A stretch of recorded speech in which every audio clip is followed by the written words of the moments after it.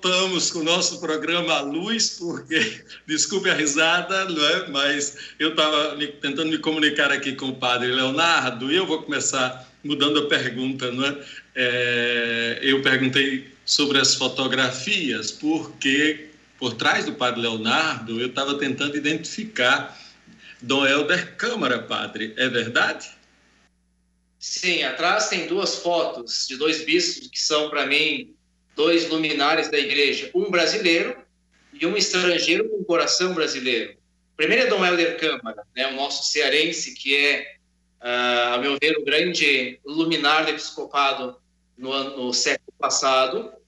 E abaixo Dom Pedro Casaldáliga, que era catalão, mas que passou muitos anos no Brasil, morreu no Brasil, em São Paulo, Araguaia, morreu o ano passado, em agosto do ano passado, que são, para mim, dois grandes símbolos, né?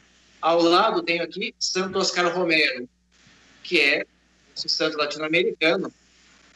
E um pouco atrás, um santo que não é tão conhecido, talvez, no norte, mas é São Francisco de Paula, padroeiro da minha paróquia de origem, e é aquele a quem eu recorro recorrentemente quando preciso. São esses símbolos que tem. Mas atrás, sim, é Helder e Pedro Casaldáliga. Perfeito, ótimo. Então, agora a gente olhando esse cenário que o senhor tem, né, eu terminei perguntando a partir daquilo que a gente se dispôs a conversar hoje. Nós estamos vivendo um momento de tensão, sem dúvida alguma, no Brasil. Política, religiosa, né, dificuldade imensa, a campanha da fraternidade refletindo sobre o diálogo e a gente com dificuldade de dialogar, né?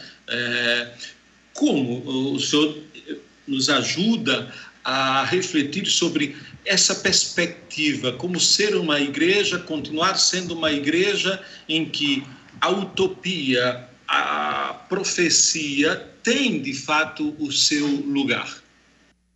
Perfeito.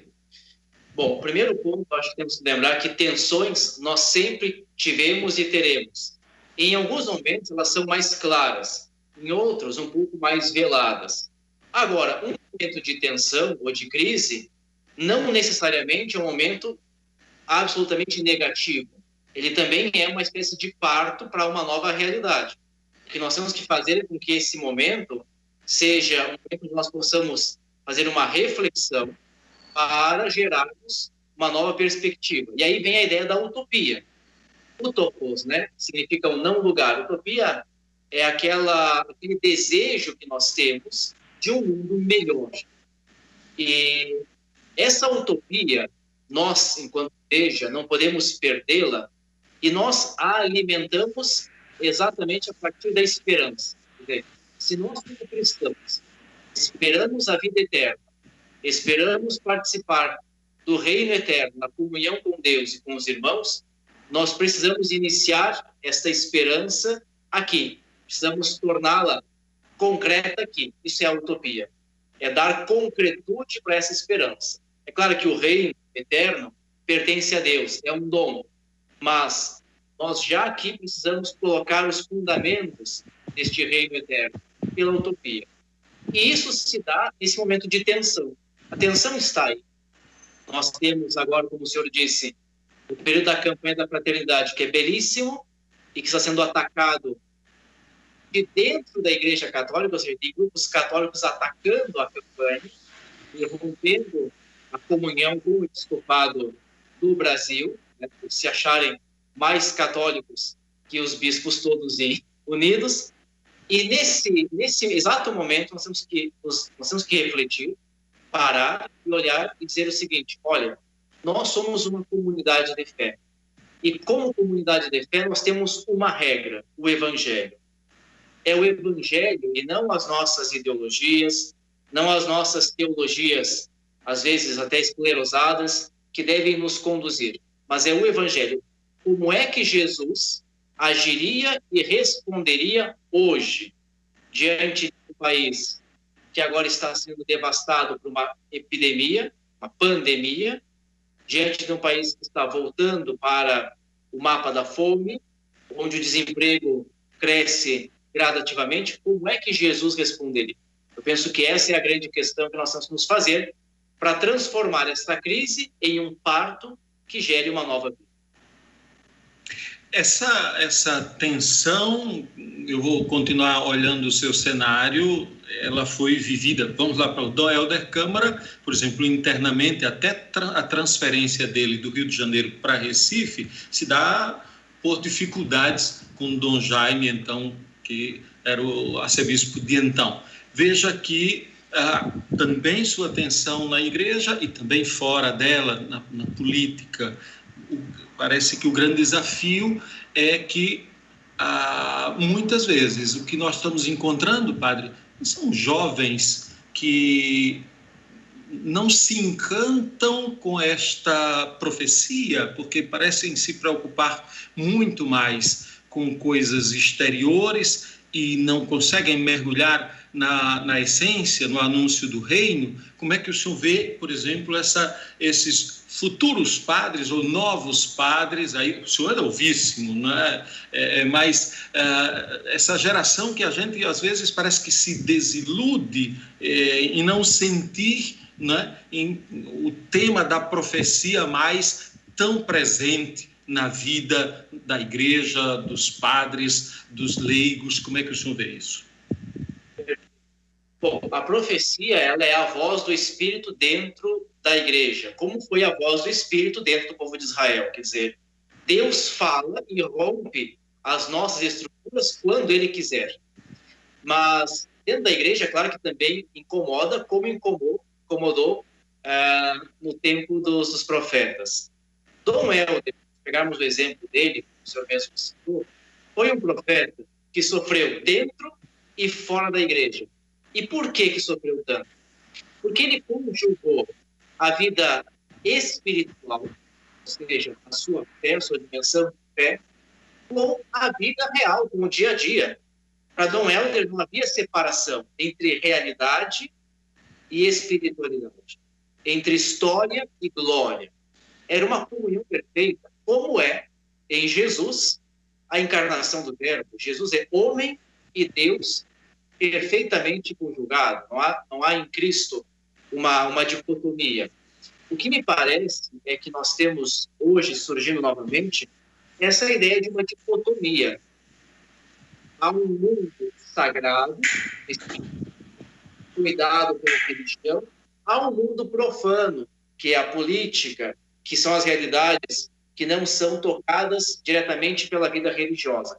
Essa separação, que não tem nada a ver com o evangelho, que não tem nada de cristã, é que é o grande problema, meu ver, pelo qual nós estamos passando nesse momento. O concílio, lá, que findou já agora 56 anos atrás, o concílio conjugou novamente, tentou conjugar realidade e vida espiritual, história, glória, mas as coisas estão se separando. A profecia, ela consiste em unir novamente essas coisas e dizer: a minha vida espiritual necessariamente tem que dizer alguma coisa para a realidade. Quer dizer, a minha fé no Evangelho necessariamente tem que dizer alguma coisa em relação ao que está acontecendo fora, a vida política, a comunidade humana. Senão é uma fé falsa, é uma fé pseudo-evangélica. Nós podemos ser muito religiosos e, ao mesmo tempo, absolutamente nada cristãos. Uma vida de devoções, até mesmo de sacramentos, de rituais religiosos, mas que nada tem a ver com o seguimento de Jesus. Acho que esse é um perigo que atravessou a história da igreja e que ainda hoje está muito forte. Como é que o senhor, se a gente consegue ir para a perspectiva mais da teologia pastoral, né? O que a gente poderia apontar de perspectiva, né, antes da gente concluir esse bloco, no sentido de que ação pastoral nós precisamos cada vez mais enveredar para garantir essa perspectiva que o senhor está falando? Acho que a grande questão, e de certa maneira o concílio nos deu as indicações, depois na América Latina nós temos a riqueza das conferências episcopais do episcopado latino-americano, que também nos deram as indicações, é entender que a igreja está no mundo, a comunidade humana cristã está no mundo, para servir o mundo. Quer dizer, aquilo que o concílio diz quando nos chama de sacramento de salvação. Nós, cristãos, não existimos para nós mesmos. Nós existimos para tocar a realidade com a graça de Deus. Isso significa viver o Evangelho no concreto do dia a dia. O Evangelho, a fé, não é para ser vivida dentro da igreja apenas. Dentro da igreja nós temos a manifestação litúrgica da fé. Mas a fé cristã é para ser vivida no mundo. E isso significa ajudar a transformar todas as realidades, a tocar todas as realidades que estão em oposição ao Evangelho de Jesus. Isso é o mundo econômico, isso é o mundo político, isso é tudo aquilo que tange a vida social, tange também a vida da igreja. Recordemos aquilo que dizia o Papa São Paulo VI, não tem nada de humano que possa ser estranho à igreja. Tudo aquilo que é referente à vida humana tem que ser importante para a comunidade de fé.